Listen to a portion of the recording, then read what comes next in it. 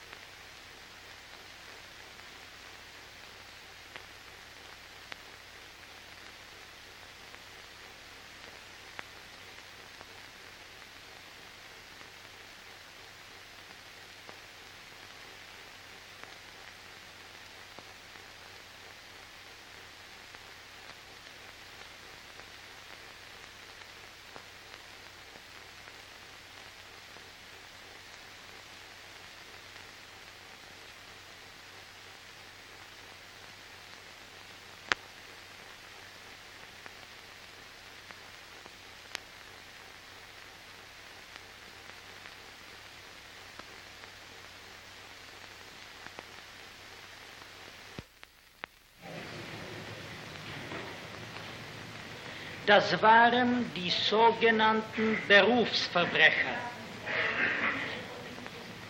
Die haben diese junge Burschen geschlagen und in schwerste Arbeiten geführt. Sie haben besonders in den Plantagen gearbeitet, wo man die Pfliegen, Sämaschinen, Straßenwälze anstatt Pferde und Motoren ziehen mussten.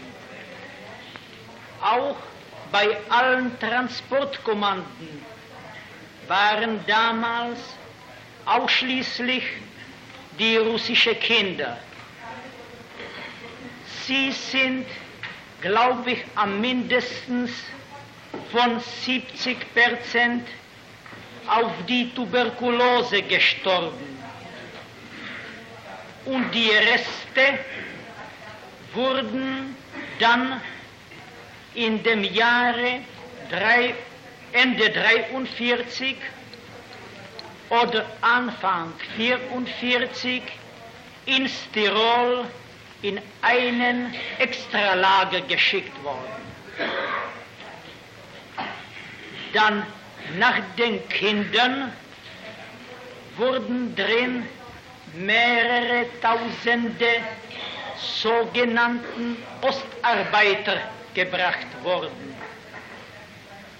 Das waren die Zivilleiter, die von den Ostgebieten nach Deutschland verschleppt wurden und dann wegen Arbeitssabotage sogenannte ins Konzentrationslager gekommen.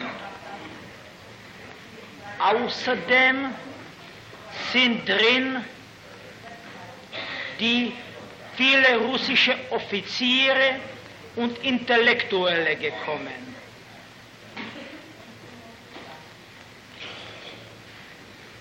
Я просил бы вас уточнить ваш ответ относительно тех, кого вы назвали зелеными.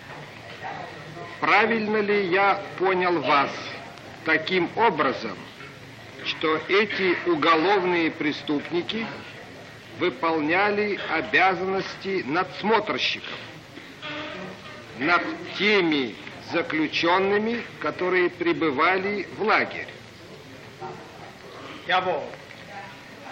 И что в полную власть этих уголовных преступников отдавали. Le rapport du gouvernement français émane de l'Institut de conjoncture. Il contient de nombreux tableaux statistiques dont j'extrais les titres globaux. Il donne les indications suivantes. 738 000 ouvriers ont été astreints au travail forcé en France. 875 952 ouvriers français ont été déportés dans les usines allemandes.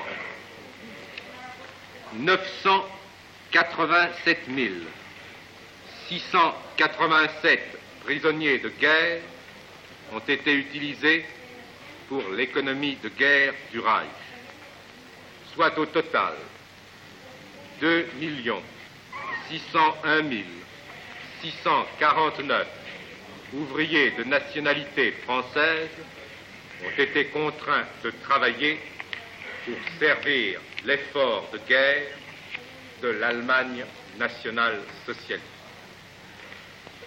Du rapport officiel du gouvernement belge, on extrait l'indication que 150 000 personnes ont été astreintes au travail obligatoire, et du rapport du gouvernement hollandais, on tire le chiffre de 431 400 personnes, mais il convient d'observer que ce chiffre ne tient pas compte des rafles systématiques opérées au cours du mois de novembre 1944, ni des déportations effectuées en 1945.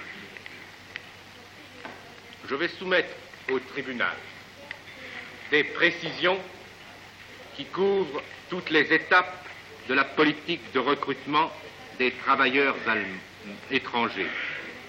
Ces précisions sont extraits des rapports même de l'accusé Sauckel ou des différentes administrations qui se sont occupées de la déportation de main-d'œuvre.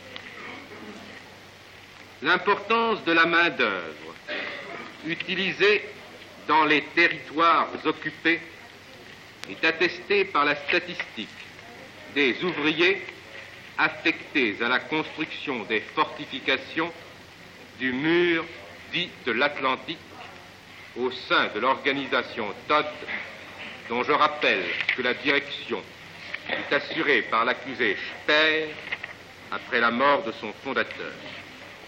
Je trouve cette statistique dans un télétype adressé le 17 mai 1943 par l'accusé Sauckel à Hitler. C'est le document 556 PS 33 que je dépose au tribunal sous le numéro 84. Je lis. Le responsable de l'exécution du plan de 4 ans, le chef pour l'emploi de la main-d'œuvre au Führer, quartier général du Führer.